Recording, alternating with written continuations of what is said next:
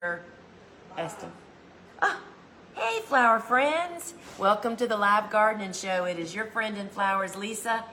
And look at these absolutely beautiful honkin' zinnias. Oh my goodness, y'all. We'll take a closer look at them a little bit later in the show. So friends, I just want to welcome everybody. And so today's show, we're sharing about, sprinkled throughout the show, we're given some cool flower facts and frequently asked questions. I'll be answering those as we go through. We're going to be looking at what's blooming on the farm now. You know, we always do a giveaway for those in-app viewers that are watching live. And as always, I'm going to do a little wrap up at the end of the show with a live Q&A. So if you would like to submit a question, just put @Lisa and whatever your question is, and the team will gather those up and then feed me a few of them before we end the show.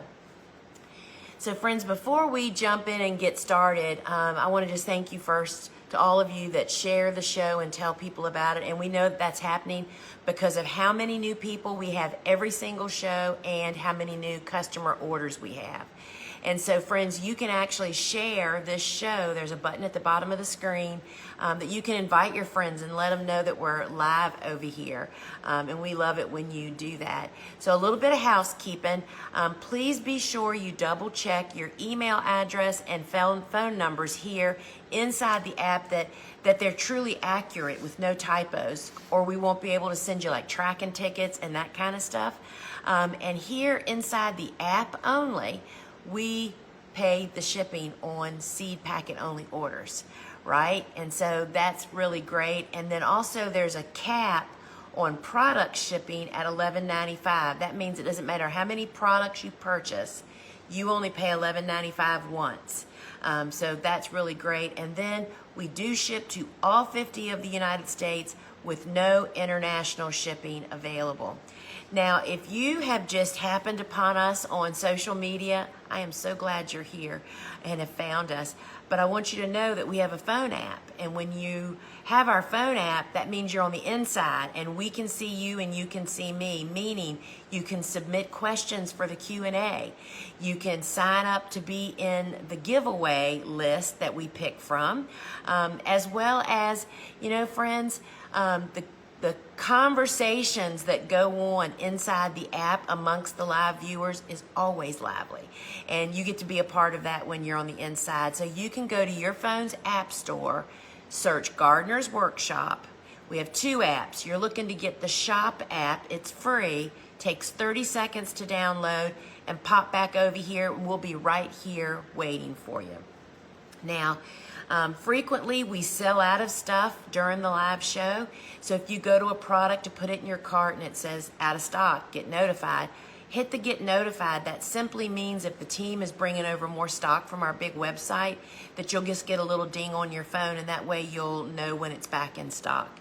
And then lastly, friends, if you are seeing folks post the sunflower emoji, which is part of our logo, right? Those are the TGW family, the Gardener's Workshop family. Those are folks that are our online course students and also those members of my private flower farmer club. And we love it when they send the love to us by posting that sunflower emoji. So friends, this week, as always, I am giving away a $25 store credit to one lucky in-app user. So hit that button now to get on the list. You're not buying anything. That's just putting you on the list that we will actually select from at the end of the show, and you have to be here to actually claim it. So hang around to the end for that. So we're going to be doing some cool flower frequently asked questions. So first out of the gate, what are cool flowers? Cool flowers is the name of my book about a group of plants that are cool season hardy annuals. These are plants that don't just survive cool to cold weather. That is their jam. That is what they thrive in, right? And when we plant plants into their preferred conditions, y'all, they need little help from us. And when are those? The awkward planting times is what kind of made us fall away from this group years ago, because these get planted in the fall. For some of us, they can get planted during winter. And for all of us, we can plant in very early spring.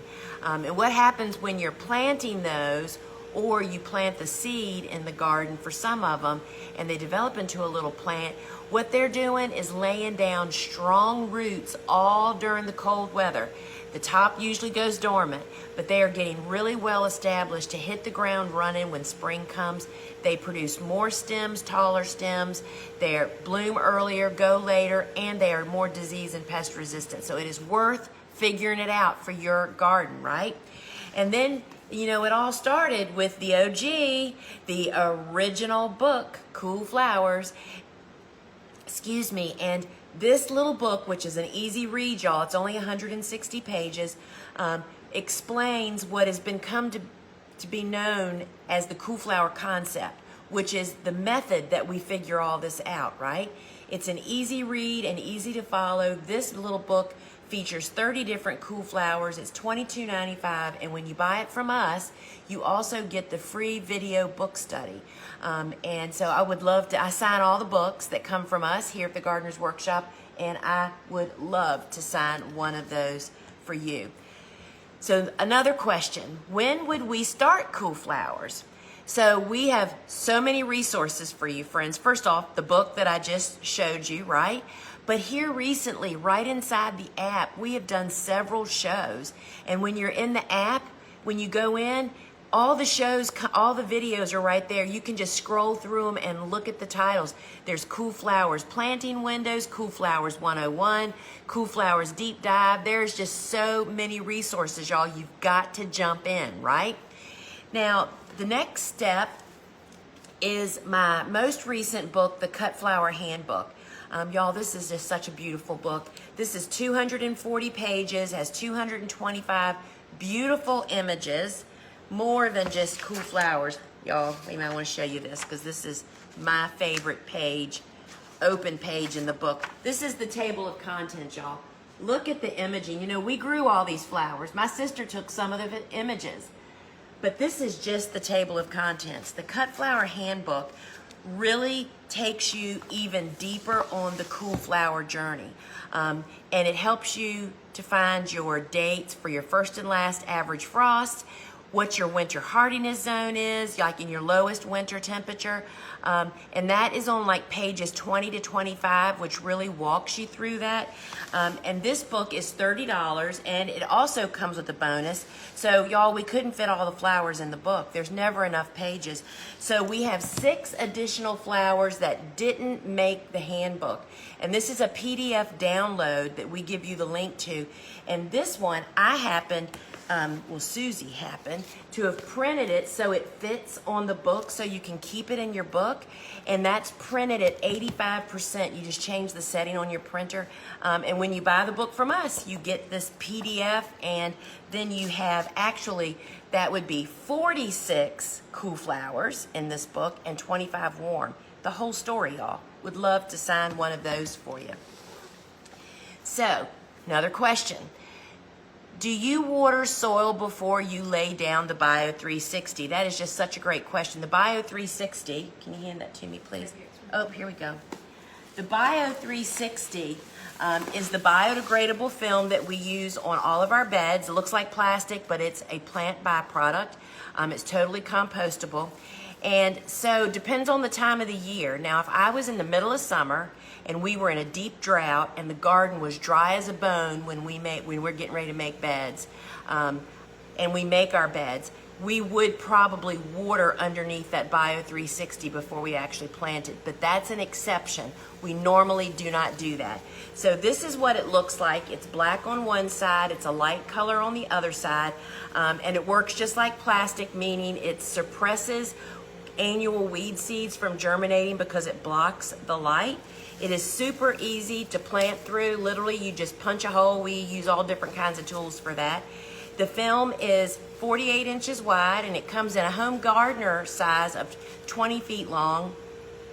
It's super easy to cut, and that's $14.95. And then we have farmer sizes too, y'all. We have a 50-footer and a 100-footer. And so the black side up is what we would use for our fall planting, just to get a little bit of the benefit of sun on it. But during the heat of summer, when we make beds, we use the light side up. It's 48 inches wide, and there's a video on the product to show you how we have laid it by hand for years and years until we got a tractor. So do you use the dry organic fertilizer throughout the season too? So this is, Sustain is one of the fertilizers that we use here on our farm. And so when we prepare our beds, we use this, and we just follow the instructions that are right on the bag. This 5-pound bag actually covers 250 square feet. It's slow release, organic, OMRI certified food, and it's $21.95. And it also tells you in here how often you can actually use it.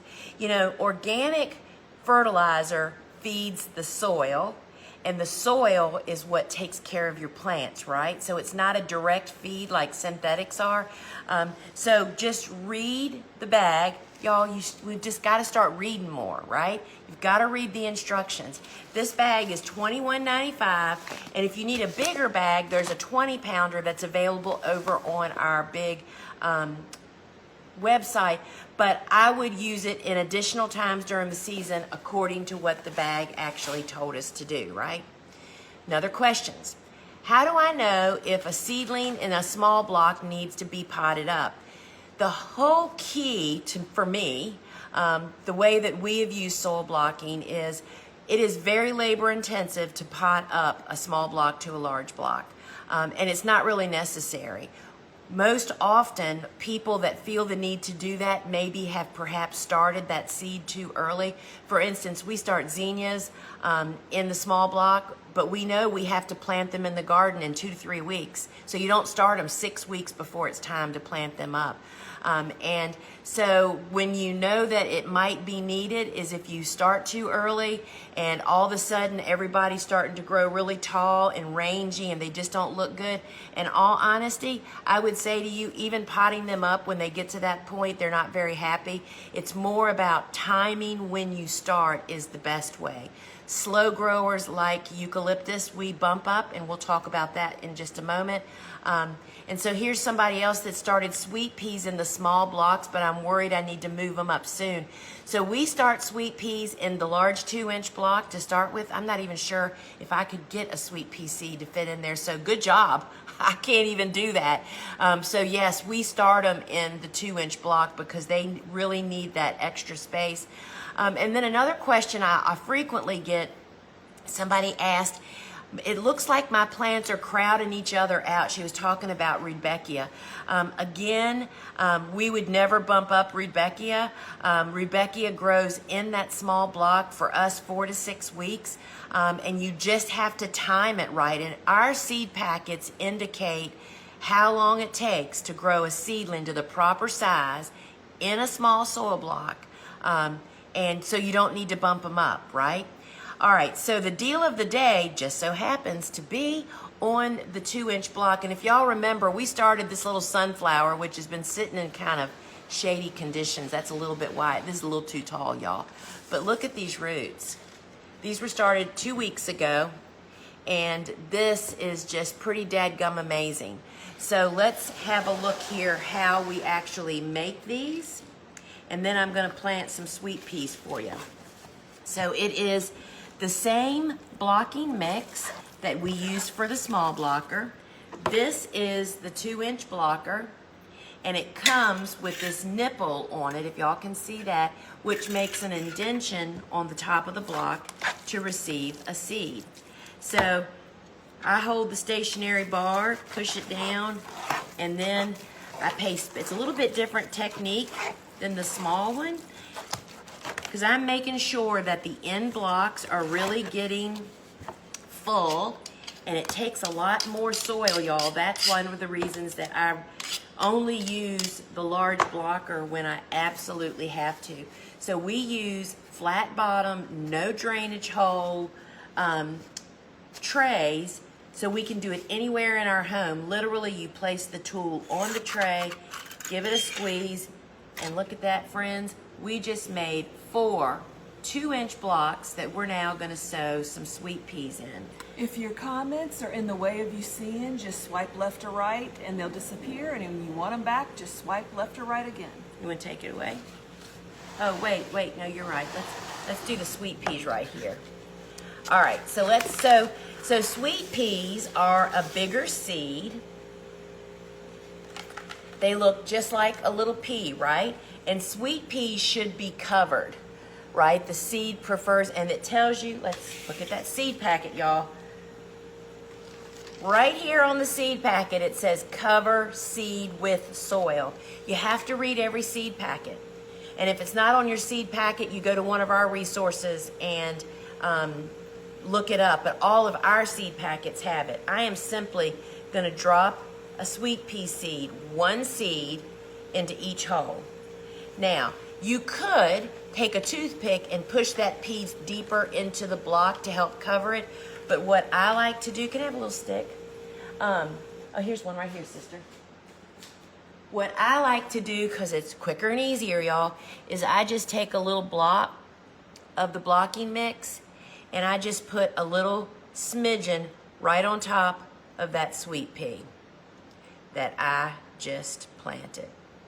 And that completes the process. And it's really that simple and easy, friends. So the 2-inch block is for the seeds that are too large to fit into the small block. And there's only a handful of those that I use, of like sweet peas, sunflowers, zucchini, squash, you know, those big kind of seeds. All the rest go in the small block. Zinnias, cosmos, marigolds, snapdragons, celosias, all of them. So just that simple. And now the soil blocker is the deal of the day today. That is, so here's how it looks brand new, y'all. Literally, that was one of the ones we use on the farm. And again, it comes with those nipples, and they just pop in and out. And so it's 20% off. It's normally $46.95, on sale today till Sunday morning at 8 a.m. Eastern time for $37.56. So you save 20%. And you know, I don't use it as much as the small blocker, but friends, when you need it, you bloomin' need it, right? I mean, it grows amazing sweet pea transplants. Now, if you want to bump up, and what that means is to start something in the small block, and then we bump it up and pot it up into the larger block. And what, I don't do this but to a very few things because it's very labor intensive. Eucalyptus is one of those. My tomatoes, peppers, and eggplants are those. And so what that looks like is you just pop out those nipples and put one of these inserts in, and it makes the perfect hole in the top of that block that you literally just drop that small block in, and it does a great job. The inserts are $9.95, and if you're getting a large blocker, you do not want to be without the inserts because you will definitely find something that you want it for. Now, we always get asked lots of questions. You know, I use lightweight row cover for a lot of different things, but we're frequently asked, when should I take the row covers down? So here is the general rule that I follow. I only grow cool flowers that are winter hardy in my zone. So I'm not using row cover for cold protection. It's from wind protection and deer and rabbit and squirrels, okay? But whenever, so let's just, with that said, I typically put row covers up, and I do use the wire pre-arched hoops and weight bags. I generally start putting them up in the winter when we start going below 25 degrees outside. But if it starts getting warm in Virginia, like happens in the middle of winter, and it's going above 50 or 55 in the afternoons, I will take the covers down. I just don't want to not only overheat them, but encourage the plants to grow more in the middle of winter, right? So you have to really monitor that. However, whenever there's any frozen precipitation, ice and snow coming, you always take your covers down because it'll collapse your tunnels and it'll smother your plants. And actually, snow and ice is a better insulator than this ever thought about being. So don't be worried about that.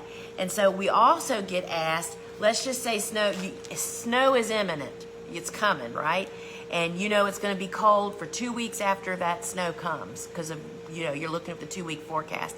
Depending on how many covers you use, I'd be inclined to actually pick up my row covers when I took them down and just throw them in a building somewhere to keep them from getting frozen. Because if you leave them in the garden down, they're going to get frozen and stuck together, and then you have to wait until it's warm enough to defrost them to be able to put them back up. But for me, once the snow comes, if no more snow is coming, I'll take my covers back out and put them back up just to benefit my plants, right? So that is the row cover. And so this comes in a 20-foot piece, a 50-foot piece, and 100-footers. And there's even bigger ones over on our website.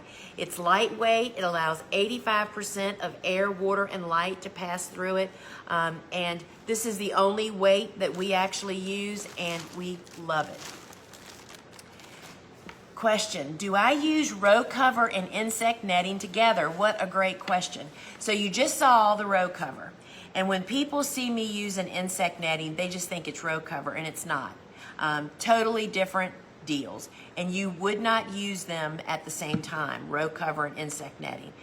Insect netting is created to be a barrier that you can put over your plants on hoops, just like row cover, to block like the moth from laying its larva on your plants, okay? This is the same size as row cover. It's 6.5 feet wide and comes in different lengths. However, I use this for so much more, especially in the summer, because more air passes through and more sunlight gets through. So I use this in place of using row cover for things like shading and protecting my plants. So I love to make with this insect netting what we call a sun cap. A sun cap is we install the net, we install the hoops, put the sun cap, we'll put the netting on top, but we lift the sides and clip it so it's just like a little roof. And I can't tell you how much it cools down your transplants, particularly for cool flowers that are planted out in the fall. Totally love this stuff. And when we use it like row cover, we just use the weight bags.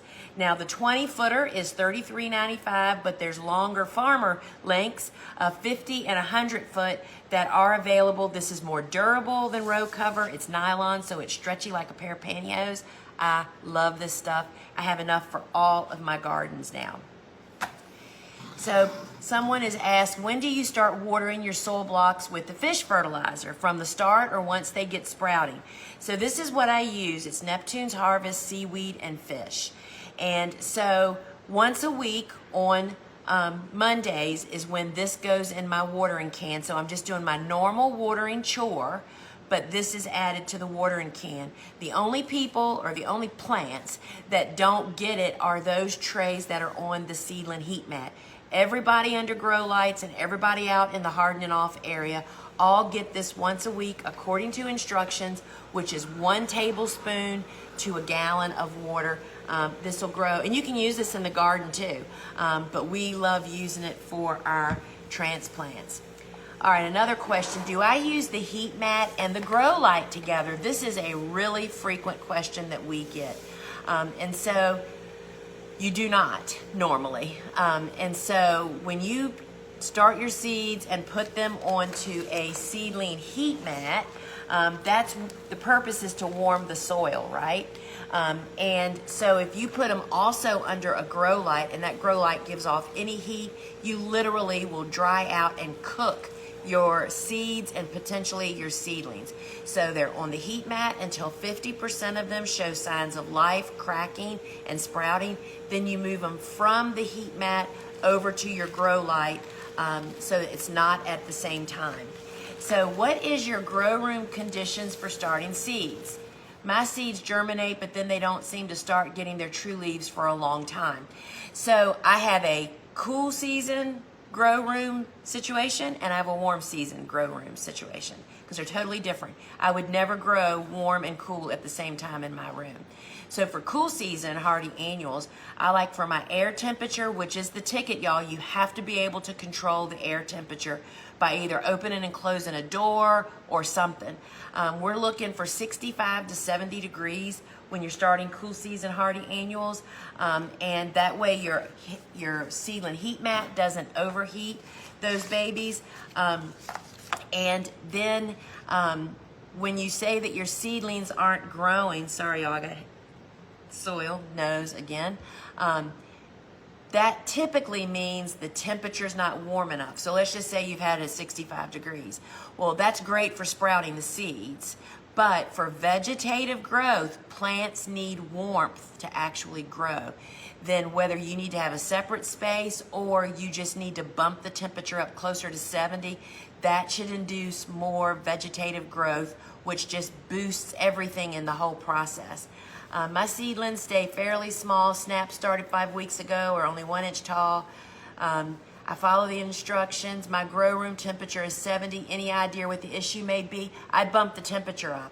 Whenever you're struggling with vegetative growth, it's usually due to one of two things. Either too cool for them for whatever reason, or overwatering. Overwatering is a result of also cool temperatures and the blocks are not drying out. So bump your temperature up some and then I bet you'll see growth, and be sure that the blocks are dry when you go to water the next morning. All right, the heat mat for cool season hardy annual, what we do is, this is a cookie cooling rack, y'all. And when I use the Seedling heat mat, which is $39.95, y'all, 4 of those trays will fit on it. I actually sit this right on top of the Seedling heat mat because cool season hardy annuals need the warmth, but they don't need it hot. And then once I'd sown my seeds, literally I would set the trays on the cookie cooling rack to create an airspace, which just tones down the heat just a little bit. All right, if the seeds aren't supposed to be covered, do they literally just lay on top of the soil? So the answer to that is yes.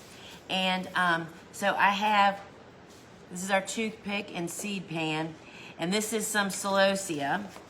And celosia is surface sown, and you don't just sprinkle seeds on. You need to place the seed firmly on the surface. What that means is that literally you know that the seed has contact with the soil so it knows to start. If you just leave it sitting on the top of the soil, it doesn't know to do anything any different. It doesn't even realize that it's sitting in soil. So you're just firmly pushing it into the soil. So we use this, I was gonna lay this on there, but okay. This is the wide weave burlap, and so I've sown my seeds. I'm gonna take it and place it onto the cookie cooling rack and that heat mat, and I would literally just lay that right on the surface, and when I come out in the morning, I would lift it up and water and then put it back. I don't water, well, you never would water over on your blocks, right? That helps to trap moisture, but allows air circulation. It comes in a 3-foot square block, and it's $3.95, or you can get a 3-pack for $9.95.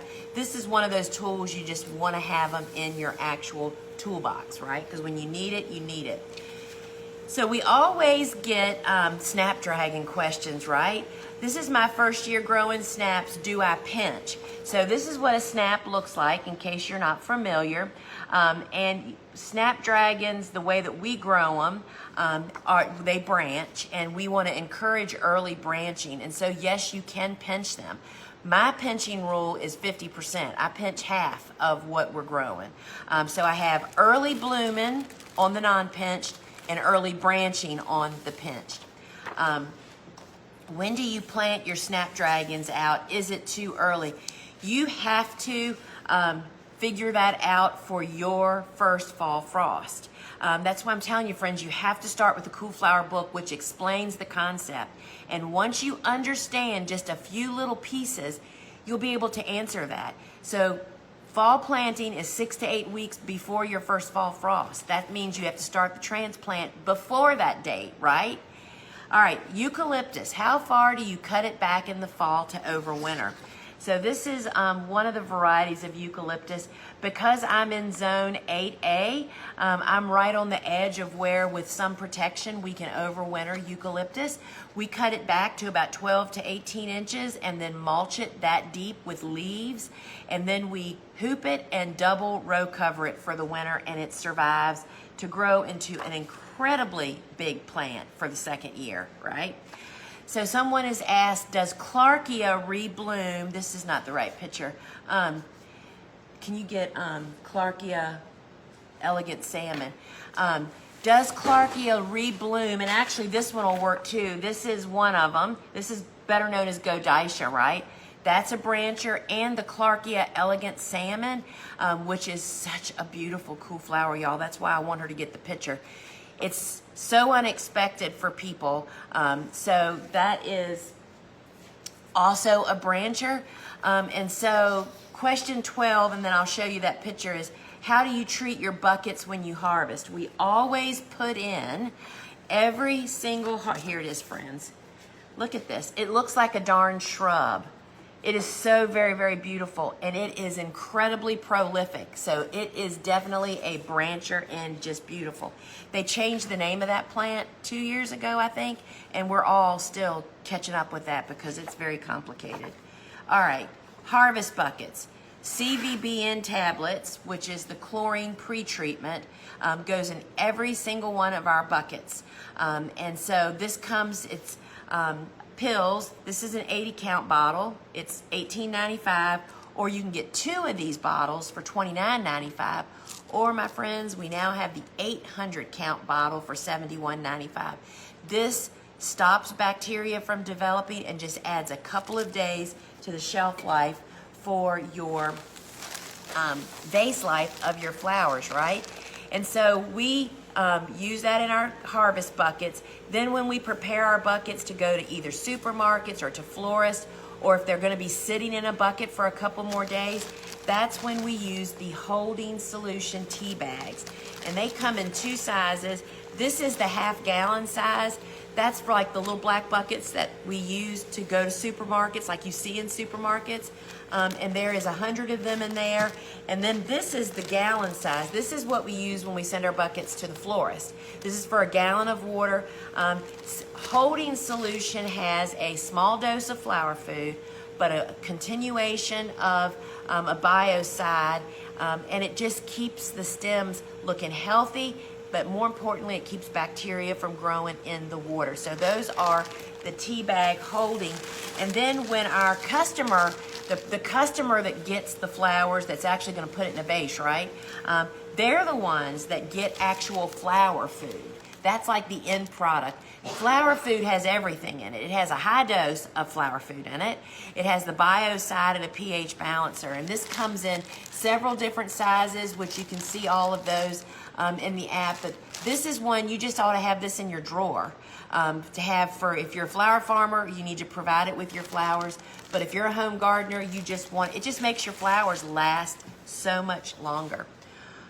Are any of the seed packages to be sown directly in the garden? Yes, and again, you can read this on every single seed packet on the sales page for each individual seed, and it's in our books and it's in our courses. So this is a perfect example. That's the giant poppy pie. That's one that gets direct sown. Bells of Ireland. Bells of Ireland is another one. And then these beautiful larkspurs we have now, all of those prefer to be direct sown. And then my very favorite, Bouquet, y'all. That's just a few of the ones that really prefer to have their seeds planted directly in the garden. So someone asked about instructions for installing netting, and we do have videos on our product here in the app as well as over on our website. We have a video showing you how to install it, and we have a video showing you how I remove it to be able to reuse it. So this is the flower support netting. This is 36 inches wide, and it comes in a 20-footer, 50-footer, and even bigger ones are available over on our website. It is super easy to use. We also use this as a planting grid and laying it on the bed. It's a 6-inch square, y'all. It is absolutely perfect. And so watch the video before you attempt it. It's super easy and very convenient, and we would have no flowers to cut if we didn't use flower support netting. And then friends, just a reminder, if you want to be included in the $25 drawing for the store credit, go ahead and hit that button now. And in case you joined late, I'll be doing a little Q&A. Susie Q's getting ready to do the Bouquet studio, but at the very end, we do a live Q&A. You can submit your questions by in the comments putting @Lisa and put your questions, and the team will gather them up. Oh, and look at this, y'all. She's gonna turn this into a bouquet. I don't know how the weather is where you are, but it has been glorious around here. There's a little crispness in the air in the morning. My husband keeps telling me it's not gonna last, but I'm feeling like fall. And who agrees with me? But the pumpkins on a stick. Look at the pumpkins on a stick. And you can use these even before they color up. And unfortunately, this guy is a little bit too low, so we're gonna chop him off. But you can put them in a bowl and use them as a little decoration. But this is gonna be the theme of my little bouquet here that I'm gonna put in this vase. And Lisa's taking this to someone as a gift today. And we have some lovely basil. What is the new lemon basil called, sister? Everleaf. Everleaf basil. Now these pumpkins I could put down inside my bouquet, but you really won't see them. So we're gonna let them stick up high. Now, warning, these things have thorns, big thorns on them. They're kind of soft right now because this hasn't matured very well, but you do want to wear gloves when you're handling I can this. smell it from here, sister. Yes, the basil smells so good. And we're going to be using some of the green coxcomb because I just want to highlight this beautiful green color in there. And some orange. This feels very, very fall and Halloween-y, but I'm ready for some fall. I don't know about you, but I've had enough of this hot, hot weather. And again, I usually try to do this in threes. So I'm spreading my little sunflowers. And this is the great stage to use a sunflower in a bouquet because it's going to open up for whoever receives the flowers, and it's going to last so much longer.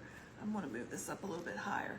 And I found a few plumes. We're going to stick a few other plumes. I don't want to take away from the pumpkins, but we still want to give it some interest. And again, I'm going to use holding my flowers at the bottom so that they can spread out at the top. And let's see, I think I have another one of these, orange. So we're going to put the 3 oranges in a triangle. And that's just a rule. Lisa wanted me to use this orange one. What is this one, sister? Act. This is Act, and we only had one, so I don't think we put it in the show today. So we're going to add that to our little bouquet. And a few more plumes. And again, spikes, generally you do 3, 5, or 7, and you just want to kind of spread them out through your little arrangement. We've got some. It's pumpkin on a stick. It's actually an eggplant, and it's just so much fun whether you use them on the stick or if you actually cut them and put them in a container to put them on your table. And we're going to get some more sunflowers. And then I have something that's really going to knock your socks off. And that is these honker zinnias. Look at that. They're just amazing. Gosh. So these zinnias are really bringing the orange and hitting it home. And again, I just try to put one on each side in the little triangle here, holding everything at the bottom. And then I think I'm going to wait and put this basil in at the end so we can dress it up and see. So this is a vase that has been passed around. My neighbor's got flowers in this. I got it from someone else, so we're passing it on again. Be sure to reuse your containers and keep them, because if you have flowers, you know what a benefit that is, and always check your thrift stores. So I think this would be prettiest if it's about this height. So this is the cheat way. You line it up the way you think it's going to look best, and then you cut it to that level. And somebody's going to be very happy to receive these, and hopefully it makes them feel a little cooler when it does get warm again. So we're going to see if this is short enough. I often do it too tall. Hey, that's perfect. So there we go, and you can see the pumpkin sticking up. And I have a few more sunflowers and things that we can slip in. You can slip in some more basil around the bottom of it, and it just makes it beautiful. I think so. I'm taking this to an office of one of our providers, and I think there's going to be a fight over where is this bouquet going to sit in that office. And you can see how the greenery just fills that hole. It goes from to wowza. And if you could smell it, you would even say super wowza, because it is just so fragrant and smells so wonderful. And here's another green one. Let's see. We're going to give it some little height over here. And again, there are lots of rules for making bouquets and arrangements, but you know what? As long as you enjoy the flowers, do it the way you want to do it, and just do what looks pretty to you, and I think that they'll enjoy this bouquet. Thanks for joining us. Don't forget to send in your pictures of your bouquets. We'd love to see them. info@thegardenersworkshop.com, and let us see what you've been up to. Thanks. Beautiful, sister, beautiful. All right, friends, so we are at the harvest, right? Suzanne, I'm going to need that because we're going to show pumpkin on a stick in the lineup, so that's the only one I brought in. So, friends, I have some really fun things to show you in the lineup today, and you know, we always start off the harvest with how to store seeds, right? Tips for that, and we use these desiccant packs. These absorb moisture. Keeping seeds cool and dry is the secret to making them last longer, because almost always when you are looking at the flower, it's not normally the time to plant it. So you buy seeds, you get them, you file them in your seed vault for the season you're supposed to be planting them in and storing them. And you don't have to worry about are they going to be viable when you store them properly. And did you know that here on my farm now, we plant from the same seeds that you're planting from? I send literally a list up to the warehouse, and they send them back to us. And that does a couple of things. I love knowing that I'm germinating and starting from the same seeds you are. It's just a double check system, and we absolutely love doing that. So friends, we have enjoyed these so much. This is the Bouquet mix, and this has all the orange Pro-Cut sunflowers as well as the Brilliance, and these are just, we've just loved having this sunny bucket of flowers, and I'm continuing to start sunflowers once a week right up until the end of September, y'all. And we are in deep coxcomb country, y'all. This is Higgy green stem, and so this one has the green foliage. This is kind of like a red-orange. Great habit, really love that. And this is, you know, this year's favorite. This is the Queen Improved. That is just the brightest, clearest orange. Great growth habit. It's a brancher, and I absolutely love it. And then, y'all, this is the one that we actually had the seed grown. This is Jura Salmon, thanks to my friend Jamie Rhodes, a flower farmer in Nebraska. She's the one that saved this seed and got it to all of us. This is a really beautiful, blushy kind of color. And then look at this one, y'all. This is Crystal Beauty. This is also a brancher. Classically, in my experience, this blushy color is usually only in single stems, but this is a great brancher. Crystal Beauty is a really good one. And then this is, what is this? Is this Act or Spring Green? Go up a little bit. It's Act. Sorry. This is the single stem. This means you get one flower with one stem. The green is just the best. Actually, we succession plant this typically multiple times more than the branchers, and green is just so very, very useful. And friends, this is the one that everybody should grow all blooming summer long in great quantity if you're doing mixed bouquets. This is the Kurumi Rose, or is it Chief? Is it Chief or it is Kurumi? And this is just a hot pink color that is so very, very useful. And then this one is the most productive coxcomb I've ever grown. This is orange-red Kurumi, and look how big these heads are. This time of the year, it's famous for that, right? These are what really floated our bouquet program all those years. This color, and absolutely love that. There's two oranges. That's orange too, that one, yeah. So this is Persimmon. This is really young. It's actually a little bit smaller than what what would be great for bouquets. But look at, this is persimmon too, but guess what? It just sat out in the garden and aged more. Look how much darker it is. That's the light color and that's the dark. They're both persimmon. It's the age at which you actually cut them that dictates how dark they are, right? And then look at this. This is gold. This is such a useful color, y'all, all year. Love Chief Gold. Now, the Gomphrenias. So, y'all know that we love Gomphrena. Gomphrena dries beautifully, and one of the activities I do with my private flower farming membership, one of the things that we do during winter is I make a Gomphrena wreath with them, show them how to do it. And so this is some Gomphrena that was just cut this morning. See how bright and dark that is? And then here's one that was cut last week that's already been prepared. Actually, this is multiple little bunches together. These are little bunches that I make to make wreaths, and now's the time to do it. So these hang here inside the building, and we just make them and hang them, and then when winter comes, it's just one of those great activities. So this is the Audra Purple Red. Then we have Audra Pink, which is this one. And then we have Audra Bicolor Rose, and that's the one there with the white dots in the center. And then my most favorite and the most useful, the white. This was cut last week and it's dried. You can see it looks great, and it's just a little bit fresher white when it's still fresh.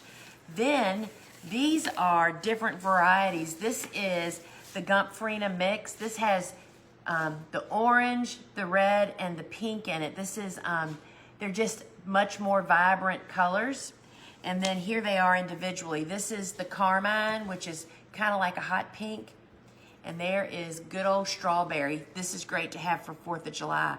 So not only are they great fresh flowers, but we start preparing now when maybe it's not as busy, right? You're not selling as much, making all these little bunches, and I use these little S-hooks and we hang them, and then we have activities to do all winter with those. So they're so fun. So basil, this is cinnamon. This is one I really like using in late summer and fall. It has a dark colored stem, purple flowers, smells like cinnamon. It's really a nice one. And here's, you know, I've shown this one a couple times, but it finally has blooms. This is cardinal. And cardinal gets a totally different bloom. Can y'all see that? It's more like a flat, thick pancake bloom. It's really cool. Really love cardinal, especially for the fall. And then we have, this one's on wait list. As soon as we get it in, you'll be notified if you're on the list. This is the Everleaf Lemon. What's so great about this? First off, look how tall it is. This grows taller and blooms later. I don't prefer the blooms on my basil. I want it for the foliage, right? I mean, this is what I'm looking for to put in bouquets, not a bloom. So the Everleaf is really cool. And then the all-time favorite of everybody, Miss Burns Lemon. Y'all, it smells so delightful. It's light green. It's just super useful. #1 requested thing from our customers when Suzanne was making bouquets was, I want lemon basil. So this is some of our Texas plumes that were cut really early just to show you how vibrant the colors are. And look at all the color array.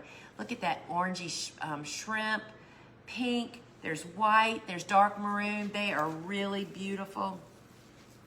And then grasses, y'all. I hope you planted a lot of grasses for the fall. This is Purple Majesty. It looks like a corn plant, but it's maroon. It's super beautiful and useful.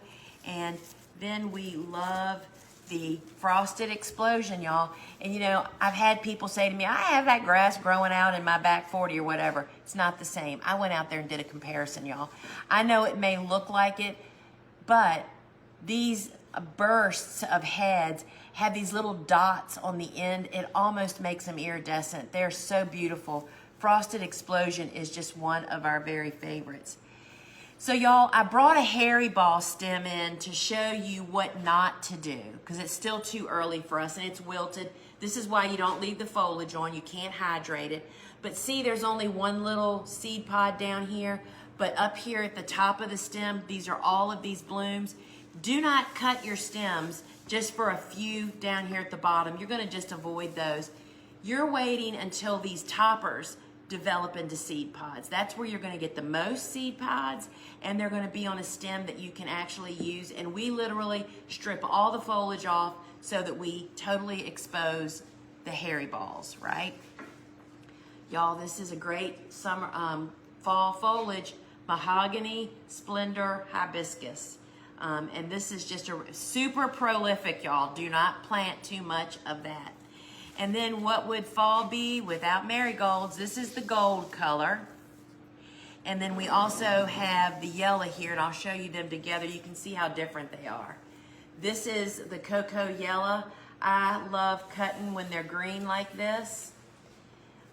That's the stage to harvest. And marigolds last forever in a vase. People love them. If the smell bothers you, it's the foliage, not the flowers, that make the fragrance. So you just need to strip them. And then we have cocoa orange. Really love that one. And then I was going to show you also the pumpkin on a stick, which Susie Q used it here in our bouquet.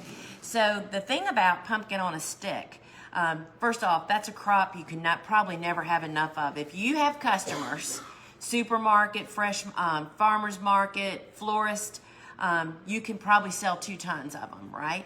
And so we succession, and if they start heading up or fruiting up really early, I just use them green, y'all, like Suzanne used today. They're absolutely beautiful like that. And then as the season moves along, they orange up. You need to have a ton of these in the month of October, particularly the second 2 weeks of October. They really hold up for a long time. They do have thorns. You have to dethorn them, but they are amazing, and people love them.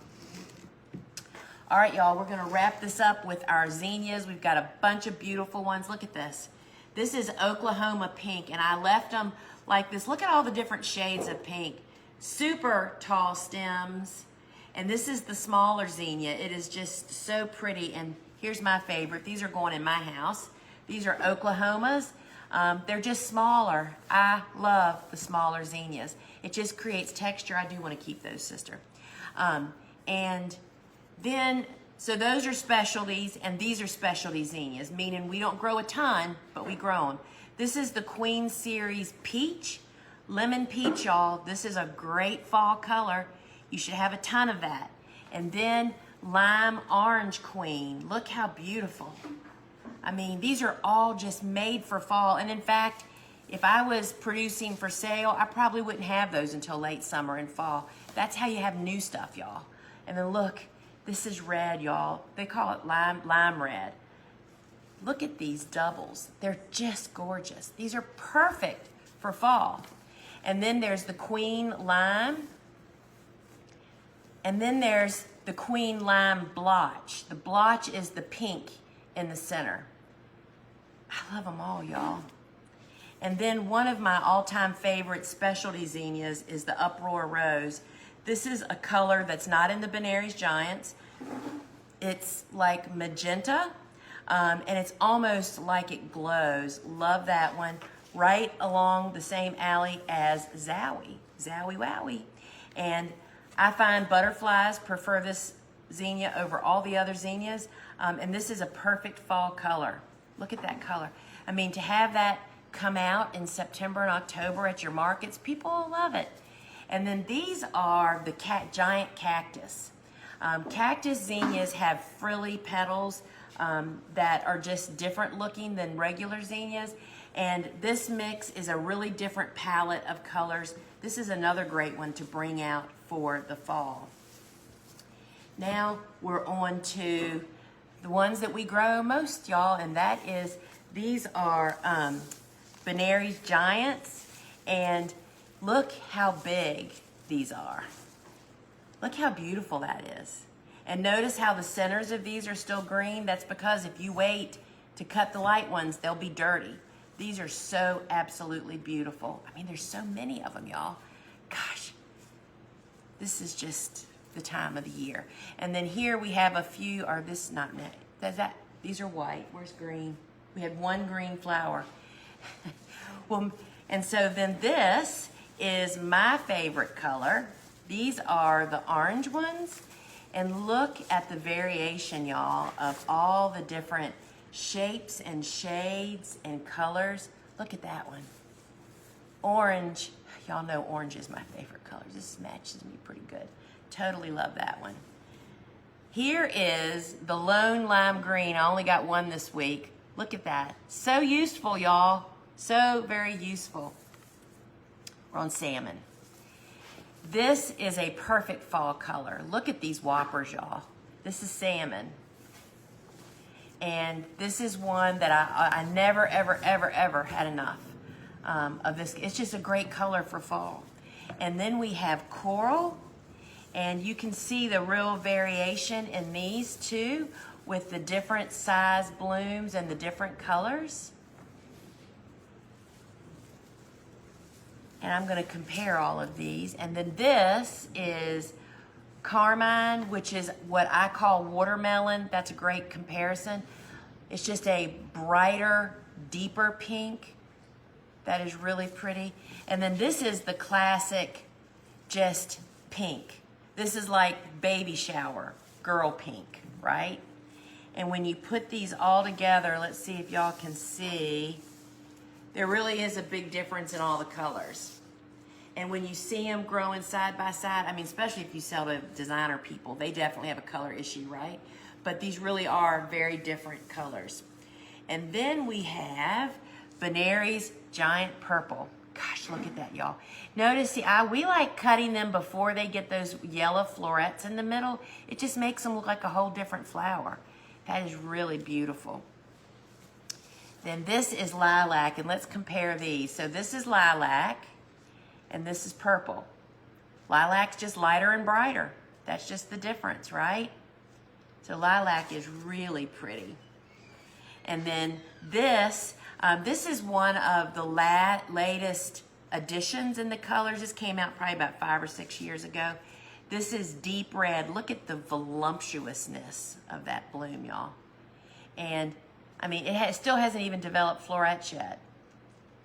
How beautiful. That is, this is a color, and the purple for me, I wouldn't do any of that till the fall. It's just too dark. And then we have scarlet red. This is like fire engine red. This is 4th of July red. The scarlet is definitely the one that you want. And so look at this. See how it's got the florets in there? And all of these pretty much, that doesn't have many. It just looks like a whole different flower, y'all, all by just changing the stage to harvest. Just like that orange persimmon coxcomb, right? And then this is wine. So this is that winey color, which again would be the fall. You want to show those 3 reds? Oh yeah. Which ones? The reds? So there's scarlet. There's deep red. Wait a minute, y'all. I'm tangling them up. Scarlet, deep red, and then wine. It's really hard to see, I think, on screen, but they're very, very different colors. But they're all really, really useful. So I want to just remind everybody that we are offering our sunflower seed collection, 20% off. It has 6 individual seed packets. It has a suggested diagram and some added information on the inside. And 3 of these sunflowers, many of us can still plant. You have to look how many days till they bloom, right? And how many days do you have till it blooms? Or this would be a great Christmas present, y'all. This is a great way to get somebody started. I mean, it really, and you can plant them in the garden. You don't have to start them indoors. It's 20% off. It's normally $26.95 for $21.56. And that's just a great way to give somebody a whole season of fun, right? So now it's time to wrap up. Remember to stick around to the very end, y'all, and I'll do the live Q&A. And I just want to remind everybody that you can head over to our big website, thegardenersworkshop.com. It is loaded, y'all, with all kinds of free resources. There's videos, blogs. You can connect with our 2 podcasts. We have Field and Garden that I host, as well as Seed Talk with Lisa and Lane, and would love to have you join in on those. And, you know, the Gardener's Workshop hosts every Wednesday on Instagram at 3 o'clock, Ask a Flower Farmer. And this week, I'm hosting. So join me over there, and remember to meet us back here next Friday for the same live shopping show. Well, not the same show. Same place, same time for another live shopping show. And remember, I do a Wednesday evening at 8 p.m. live show. And if you turn your notifications on inside your app, that way you'll never miss. And so, friends, it is time for one lucky winner to get our $25 store credit. And we have a winner, y'all. And I hope you're here. You have to be here to claim it. Jane Ann Gibbs. Jane Ann Gibbs, if you are here, give us a big old shout out in the comments, and the girls will drop a $25 store credit directly into your cart. And thank you so much for participating. We appreciate you being involved with us here. And so, friends, stick around for the live Q&A, but if you're heading out, thank you so much for joining us. It's been my pleasure to have you here. All right, questions. How do you put Benary's Giants in the harvest bucket without messing up the petals? You know, it is so... She's here. Oh, congratulations. Go back to up a little bit. Jane Ann, congratulations. So glad you're here. The girls are literally typing right now, dropping $25 right into your cart. So glad you were here. Okay, so... who knew that putting flowers in the bucket would cause so much anxiety? And I mean, we had it here on our farm. It starts with having the proper size bucket to put them in. We use 5-gallon buckets, and that means that our zinnias are, the blooms ride about that high above the lip of the bucket. And, you know, we can fit probably, depending on how big they are, 40 to 60 zinnias in a bucket. And without crushing them. You don't ever layer them. I've had people overstuff buckets here because they don't want to go get another bucket, right, is what that boils down to. So really it's the size of your bucket. Be sure that let's just say you're a home gardener and you have very small harvests, not many, then you would use a narrower bucket so that they stand upright. But they can be touching each other. They can be kind of snug. You just don't want them packed in there.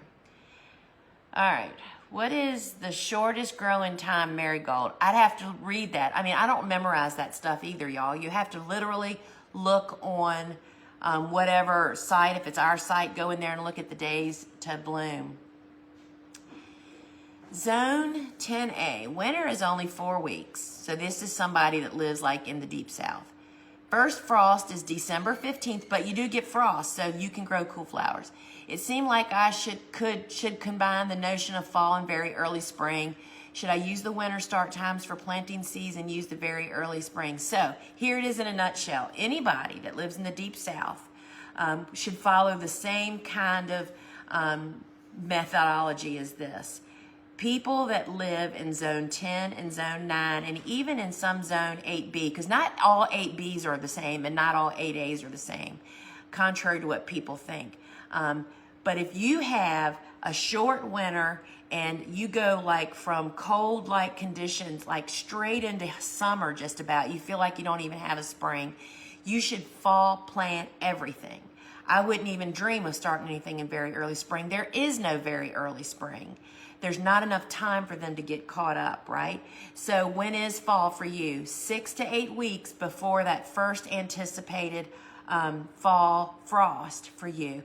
That's when I would direct seed and that's when I would transplant. So I'm planning to buy Rudbeckia seeds like the Indian summer. Can I still direct sow those in the fall after I freeze the seed? You can, but we don't.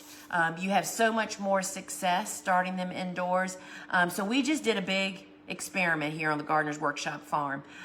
There's 3 parts over on YouTube. It's called Planet Pink. And the test was, one was transplanted and one was direct sown.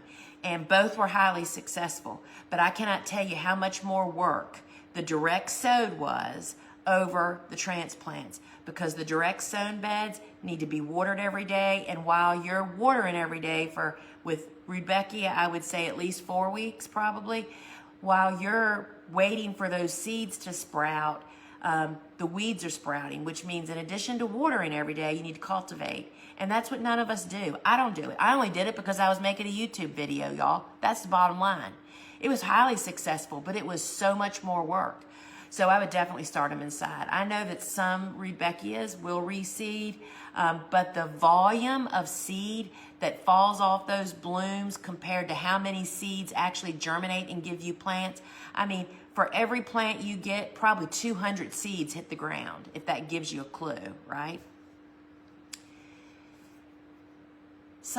Tips for someone starting a cut flower garden next spring. So if you're talking about that you want to start a warm season, if you're talking about planting in the spring, that would be warm season, tender annuals.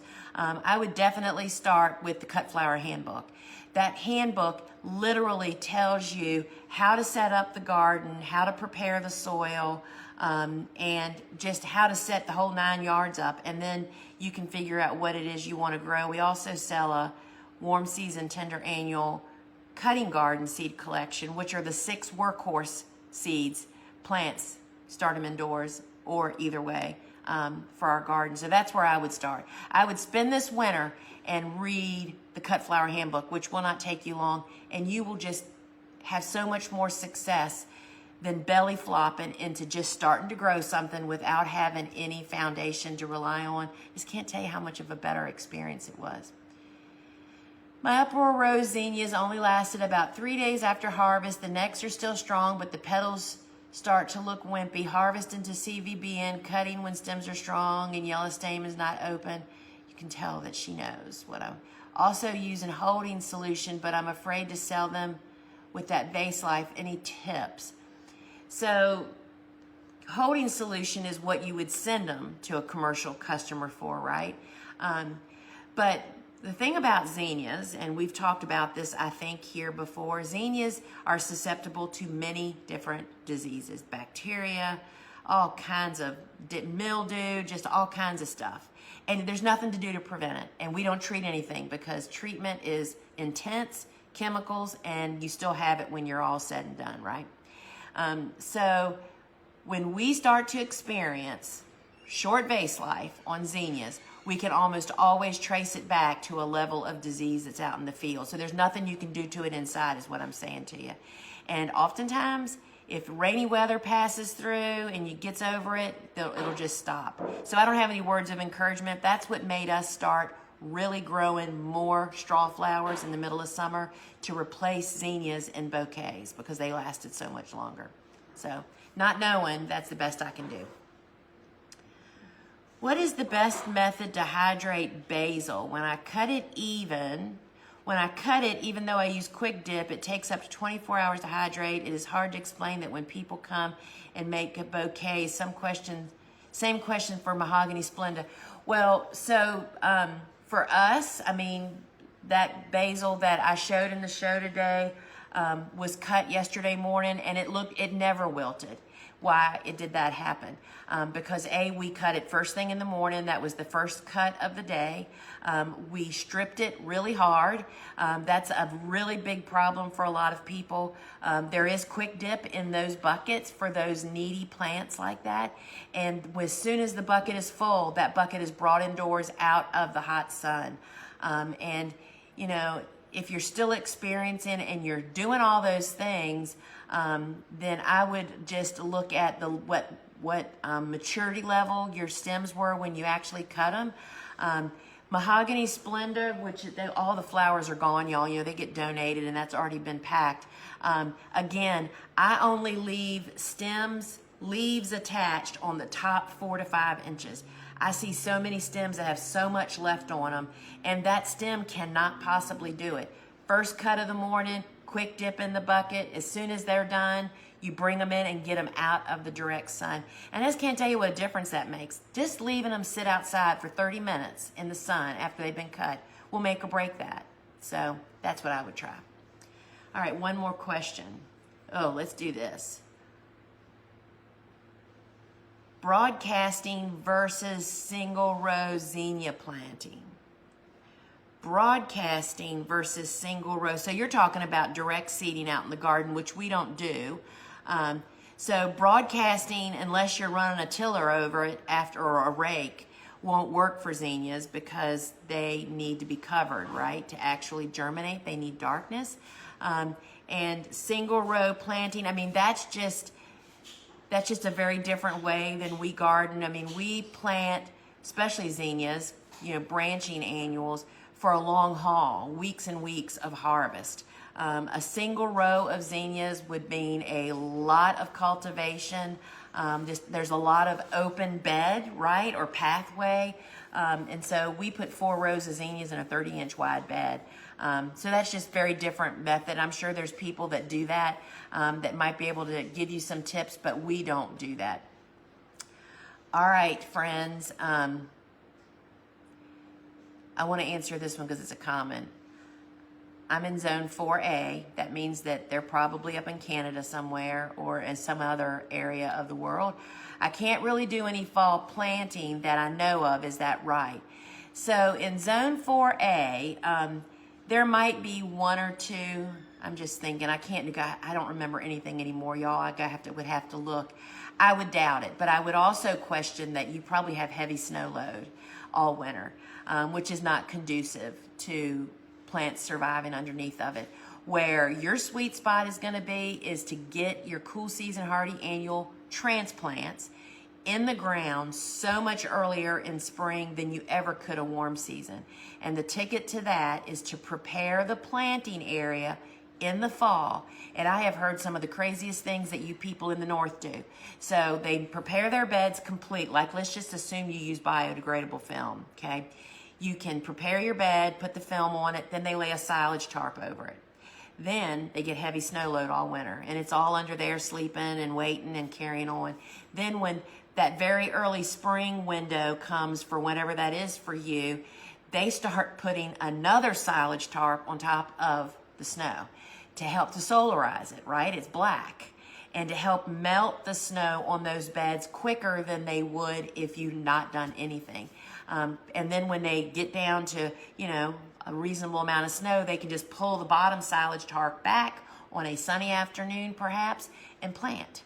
And so there's all kinds of crazy things. So that's the stuff, because once you do it and have success and just get them in the ground earlier, you'll be driven. But I would also say that for you, 4A, you can probably plant cool flowers all season because you don't get hot and humid like we do down here in the South.